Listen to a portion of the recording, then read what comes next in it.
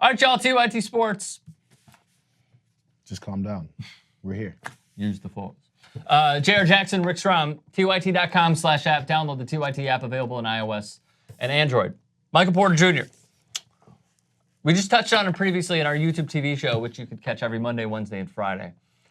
And here's the latest. Denver Nuggets rookie Michael Porter Jr. said he's pain-free after a second surgery on his back and the 14th overall pick in the draft is hoping to be on the court near the start of the season.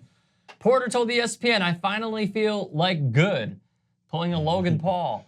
He is hoping to be, I literally wrestle, ready to be for game action around the time the season tips in mid-October, which is already a huge plus, considering that we thought that he was going to miss time. "I don't have a date, but I'm hoping to be back for the beginning. Got to heal up, but I feel great.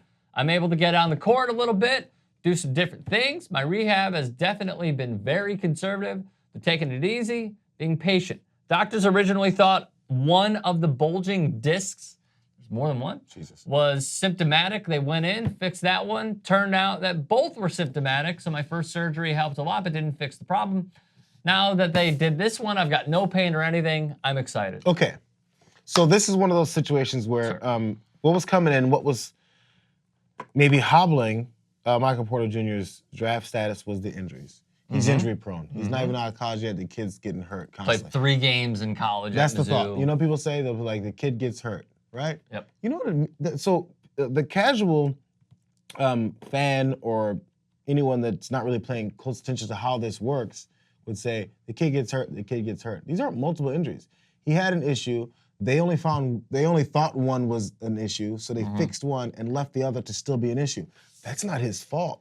That's not Mizzou's fault. That's not his body's fault. That doesn't mean he's breaking down. Doesn't mean that one was fixed and it broke again. It means they missed one of them. It's like, okay, you know, I had a compound fracture, but they only fixed part of the compound. There's multiple problems, but they only fixed one of them. I had an open compound fracture. And say they only fixed part of it, and then they go, oh, well, Ricky just should never walk again because the kid keeps breaking himself. No, they didn't fix it, you know?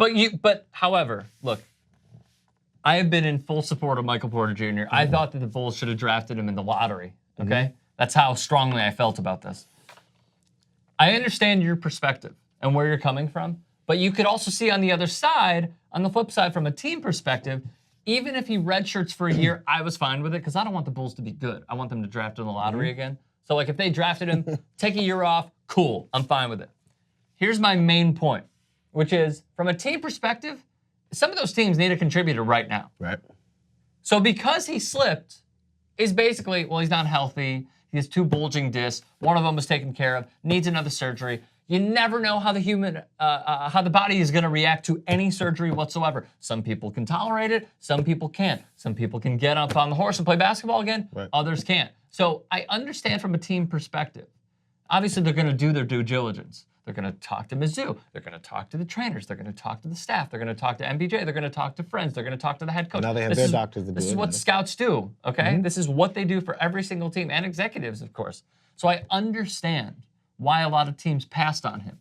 But if he is healthy, I've said this before, he could be the next Kevin So the Durant. teams go through all their due diligence. I'm talking about the fact that people want to say this guy is injury prone. Oh, done. When the problem with the multiple surgeries was not that he got well and then went back and hurt himself again. We've seen those guys. That's injury prone. And honestly, what injury prone, all that means to me is bad luck, number one. But outside of that, it's just it wasn't fixed. That's all. It wasn't fixed. Well, here's a hypothetical. He goes up for a rebound, gets elbowed in the back, hurts his back again. Then it's like, oh, well, he was injury prone, per se. What do you say to that then? It means someone elbowed him in his back. I mean, you know, if I'm a running back Fair point. and I hit the line and someone rolls up on my knee and turns it backwards, my knee wasn't weak. That 250-pound player rolled into my knee. So this past offseason, Lowry Markkanen put on like 15 pounds. He was thin before, like 12, 15 pounds. He was thin before, he's bulking up. Trae Young, just this past offseason, put on 13 pounds. Michael Porter Jr. needs that. He puts on another 15 pounds. I think his back is going to be totally fine. That's be good, solid. Like, totally fine. Yeah, strength weight. Yes. Yeah, Denver Nuggets, playoff team. If MPJ is healthy, book it. Hot take. Book it. Sizzling.